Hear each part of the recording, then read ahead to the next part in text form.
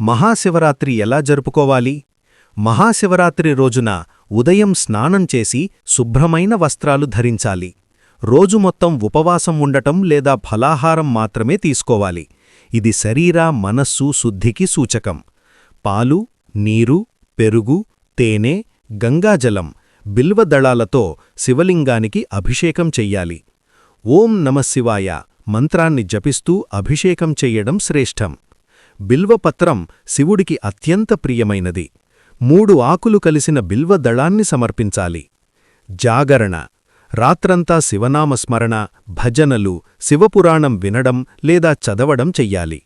4 కాలాల పూజ రాత్రిని 4 భాగాలుగా విభజించి ప్రతి యామంలో ప్రత్యేక పూజ చెయ్యడం శాస్త్రోక్తం.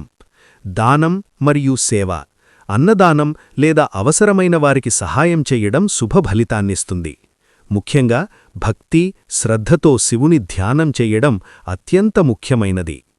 ఈ మహాశివరాత్రి ఉపవాసం కంటే భక్తి గొప్పది, అభిషేకం కంటే ఆత్మశుద్ధి గొప్పది, జాగరణ కంటే శివనామ స్మరణ గొప్పది. మన హృదయం శివాలయం కావాలి. మన ఆలోచనలు బిల్వదళాల్లా పవిత్రంగా మారాలి. మన జీవితం శివతత్వంతో నిండిపోవాలి.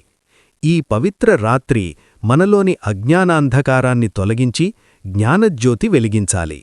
ఓం నమఃశివాయ. ఇలాంటి భక్తి కథలు, ఆలయ చరిత్రలు, ఆధ్యాత్మిక విశేషాలు తెలుసుకోవాలంటే మన ఛానల్ను సబ్స్క్రైబ్ చేయండి. బెల్